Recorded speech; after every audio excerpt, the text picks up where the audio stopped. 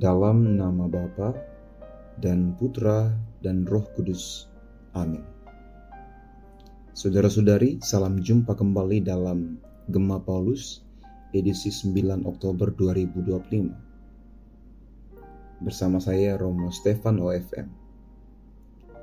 Hari ini bacaan Injil diambil dari Injil Lukas bab 11 ayat 5-13.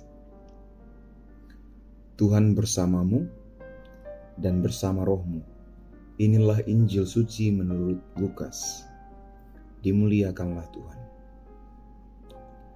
Lalu katanya kepada mereka, jika seorang di antara kamu pada tengah malam pergi ke rumah seorang sahabatnya dan berkata kepadanya, "Saudara, pinjamkanlah kepadaku 3 roti.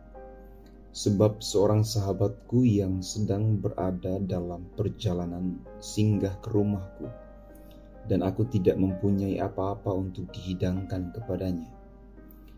Masakan ia yang di dalam rumah itu akan menjawab, "Jangan mengganggu aku, pintu sudah tertutup dan aku serta anak-anakku sudah tidur. Aku tidak dapat bangun dan memberikannya kepada saudara." Aku berkata kepadamu, sekalipun ia tidak mau bangun dan memberikannya kepadanya karena orang itu adalah sahabatnya, namun karena sikapnya yang tidak tahu malu itu, ia akan bangun juga dan memberikan kepadanya apa yang diperlukannya. Oleh karena itu aku berkata kepadamu, mintalah maka akan diberikan kepadamu. Carilah maka kamu akan mendapat. Ketoklah maka pintu akan dibukakan bagimu. Karena setiap orang yang meminta menerima, dan setiap orang yang mencari mendapat, dan setiap orang yang mengetok baginya pintu dibukakan. Bapa manakah di antara kamu, jika anaknya minta ikan daripadanya, akan memberikan ular kepada anaknya itu ganti ikan? Atau jika ia minta telur, akan memberikan kepadanya kalajengking?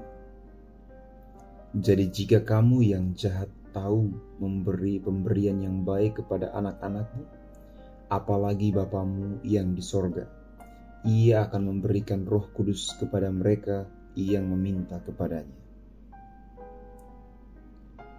Demikianlah sabda Tuhan. Terpujilah Kristus. Saudara-saudari, Injil Lukas yang kita dengarkan pada hari ini mengajarkan kita tentang kekuatan dan ketekunan dalam berdoa, serta meyakinkan kita akan kemurahan hati Allah Bapa yang jauh melampaui kebaikan manusia. Ada 2 hal yang bisa kita renungkan bersama. Pertama, perumpamaan sahabat yang tidak mau memberi. Perumpamaan ini berkaitan dengan ketekunan dalam doa. Yesus menceritakan tentang seorang yang datang kepada sahabatnya di tengah malam untuk meminjam roti karena kedatangan tamu. Awalnya sahabat itu menolak dengan alasan sudah larut malam dan keluarganya sudah tidur. Namun karena ketekunan atau sikap yang tidak tahu malu atau keberanian, akhirnya sahabat itu bangun dan memberikan apa yang diperlukan. Saudara-saudari, ketekunan dan keberanian rohani adalah hal yang bisa direnungkan dari bagian pertama ini. Perumpamaan ini mengajarkan kita untuk tidak mudah menyerah dalam doa.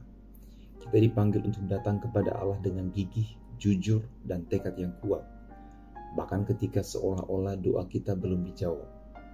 Keberanian ini bukan karena Allah enggan, melainkan untuk melatih kita agar senantiasa bergantung dan bertekun kepadanya.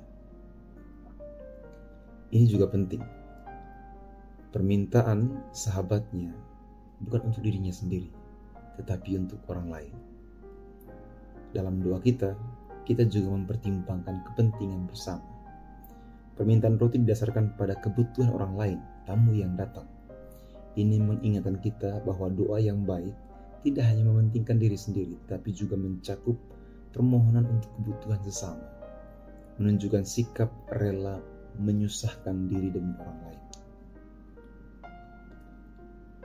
Hal kedua, selain ketekunan dalam doa, kita juga merefleksikan janji Bapa yang murah hati. Kita yakin bahwa Allah yang kita imani adalah Allah yang penuh dengan kebaikan.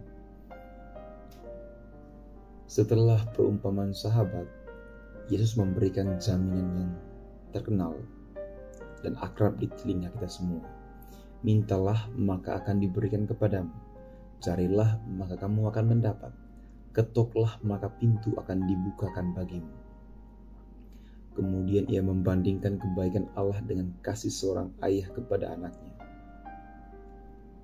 Ada banyak hal yang kita bisa pelajari dari bagian kedua ini, yaitu bahwa pertama, mengenai jaminan pengabulan. Perintah mintalah, carilah, ketoklah adalah perintah untuk terus-menerus dengan tekun dan disertai janji pasti bahwa setiap orang yang meminta akan menerima. Hal ini menumbuhkan keyakinan mendalam bahwa doa kita didengar oleh Tuhan. Yang kedua, Allah memberikan yang terbaik.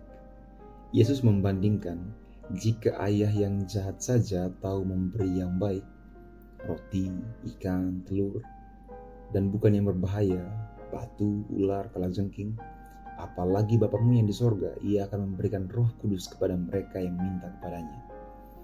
Ini menunjukkan bahwa Allah sebagai Bapa yang sempurna tahu apa yang terbaik dan terindah bagi kita.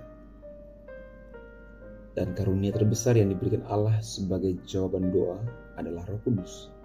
Roh Kudus membantu kita menemukan kehendak Bapa dan memampukan kita untuk hidup seturut kehendak-Nya, yang pada akhirnya membawa kita pada keselamatan dan kebahagiaan yang sejati. Renungan seperti ini mengajak kita untuk rendah hati dan menyadari bahwa tanpa Tuhan kita tidak bisa. Doa adalah wujud komunikasi dan kebergantungan kita kepada Bapa di surga yang akan memberikan Roh Kudus sebagai karunia tertinggi.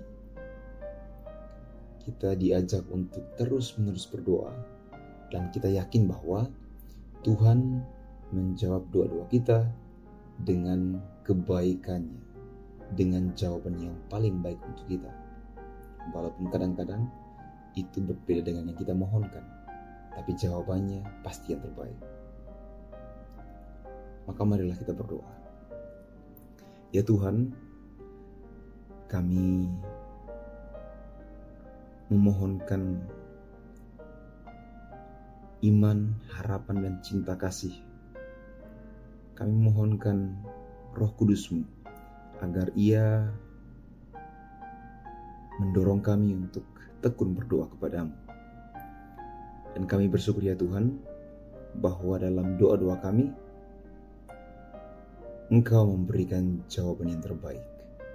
Engkau mengaruniakan Roh Kudus kepada kami, yang menuntun kami untuk memperoleh kebahagiaan yang sejati. Doa ini kami sampaikan melalui Kristus Tuhan dan pengantara kami. Amin. Dalam nama Bapa dan Putra dan Roh Kudus. Amin.